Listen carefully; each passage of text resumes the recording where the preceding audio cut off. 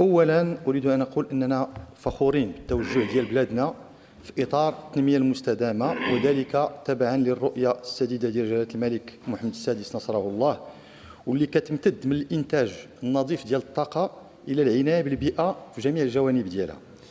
وكذلك بغينا نتمنوا السيدة الوزيرة عاليا العمل ديالكم والعمل ديال وزارتكم والمجهودات المبذولة لتحقيق أهداف هذه الرؤية. بغيت نذكر كذلك ببعض الأرقام. إنتاج النفايات في بلادنا اليوم هو حوالي 7 ملايين طن سنويا، هذا رقم ديال 2016، ومرتقب توصل ل 12 مليون طن في 2020 حسب المعهد الملكي للدراسات الاستراتيجية.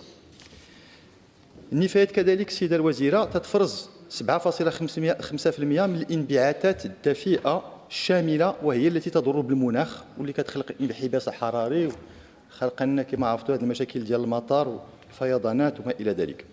كذلك بغيت نذكر بأن نمو إنتاج النفايات في بلادنا عنده رقم 3.5% سنويا، وبحاله بحال رقم معدل النمو الاقتصادي. لإعادة المعالجة ديال هذه النفايات ما كتعداش 7 حتى 10% في أبعاد الحدود حاليا، والبرنامج الوطني للنفايات بغى باش يوصل ل 20%. هذا البرنامج اللي مسطر في الوزارة ل 20% في أفق 2020. كذلك هناك 7000 شخص كيشتغلوا بشكل غير نظامي في جمع النفايات النافعة، ما يسمى بالنفايات النافعة، الورق والبلاستيك وما إلى ذلك، وتعاودوا فيها البيع. واحد الرقم مهم هو 10 سنوات مرت على بداية البرنامج الوطني للنفايات. التساؤل السيدة الوزيرة هو أين نحن من هذه البرامج؟ فين وصلنا من تحقيق الأهداف ديالها؟ واللي بغيت نذكر منها على سبيل المثال تقليص من الإنتاج ديال هذه النفايات بشكل عام، كذلك تغيير طريقة التعامل معها باعتبارها منتوجات ثانوية أو منتوجات قابلة لإنتاج الطاقة. كنذكروا كذلك بأن التدبير الذكي ديال هذه النفايات زيادة على الدور ديالو في التقليص من الانعكاسات على المناخ، فإنه يعد كذلك قطاعا واعدا من الناحية الاقتصادية. وهنا مربط الفرس بالنسبة لنا ككونفدرالية، يعني مسألة الاقتصاد مهمة جدا. أين نحن من خلق الشركات وفرص الشغل الجديدة في هذه المهن الجديدة المرتبطة بالاقتصاد الأخضر؟ وكلنا تنعرفوا يعني هاد الجهة هذه تاع الاستثمار شحال فيها ديال الفرص. فين حنا من التحفيزات ديال المستثمرين باش نبعدوهم من العقار ومن الفلاحة اللي هما فيهم تحفيزات ونجيبوهم شويه لهذا القطاع؟ فين هو الاطار القانوني ديال الاشخاص اللي تكلمنا عليهم، بغينا لهم لامو، بغينا لهم لا روتير، بغينا لهم العمل الشريف السيده الوزيره؟ كذلك التواصل دابا حنا ما تنسمعوش بزاف، سواء بطريقه مباشره ولا عبر الجمعيات المختصه في اتجاه المجتمع المدني باش نعبئوه.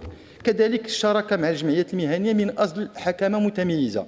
واخيرا تنسولكم السيد الوزير، واش ما بان لكمش بان وصل الوقت باش نديروا واحد الوقفه تقييميه اللي يمكن نقوموا فيها ما يمكن نقوموا؟ شكرا السيد المستشار. الكلمه لكم السيده الوزيره للاجابه على السؤال. المستشار المحترم، اولا شاكره لك عن طرح هذا السؤال المحوري واللي هو في قلب تنزيل الاستراتيجيه الوطنيه للتنميه المستدامه.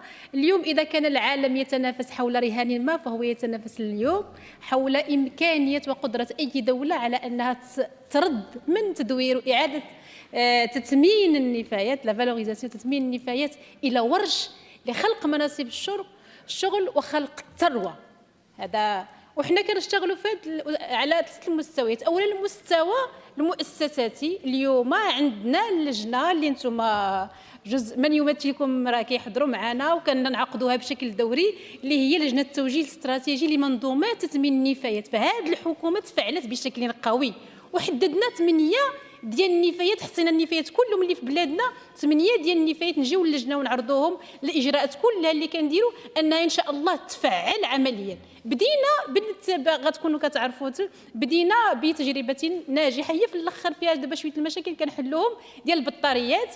وصلنا تقريبا من 70,000 حتى ل 10,000 ديال الناس اللي كانوا خدامين في القطاع المهيكل الى قطاع. بالتالي خدمنا على الشق ديال القانون باغلاق التصدير ديال الماده ديال البلون بالرصاص، ثم خدمنا على التوعيه والمواكبه ديال هاد الناس، وباقيين كنشتغلوا ربما ولكن غادي خصنا نشتغلوا لان هذا تحدي كبير خاصه في نقله من القطاع الغير مهيكل الى قطاع المهيكل. باش نقولوا الحقيقه كما هي، تدوير النفايات كيتم ولكن كيتم في قطاع غير مهيكل. اليوم التحدي ان نديو القطاع المهيكل، غنربحوا حنا، غتربح بلادنا، غنربحوا واحد القيمه اللي عطاتها لنا الدراسه ديال البنك مونديال اعطت ان المغرب عاه كلفه التدهور البيئي نتيجه عدم تدوير هذه النفايات 3.52 من الناتج الوطني الخام، يعني بنسبه 33 مليار. بالتالي اليوم حنا كنشتغلوا على الجانب المؤسساتي، كنشتغلوا على هذه 8 المنظومه ديال الفرز والجمع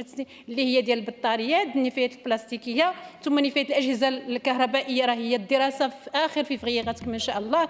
العجلات المستعمله درنا غنديروها بين جوج جهات لثلاثه ما نبداوش، ثم النفايات ديال الزيوت الغذائيه اللي هي مستعمله بشكل ولكن بغينا نمأسوها وتكون على المستوى الوطني باش نساهموا، وكذلك حتى نؤهل بلادنا ليتوجه نحو الاقتصاد الاخضر، هذا الاقتصاد البديل اللي به كنربحوا التنميه وفي نفس الوقت كنقدروا نربحوا رهان ديال حمايه الغطاء النباتي، حمايه خاصه ما يتعلق بالموارد الجوفيه المائيه اللي اليوم كنعرفوا الاثار ديالها، لان بلادنا اصبح في الصف الاول مما يعاني من اثار التغير المناخي.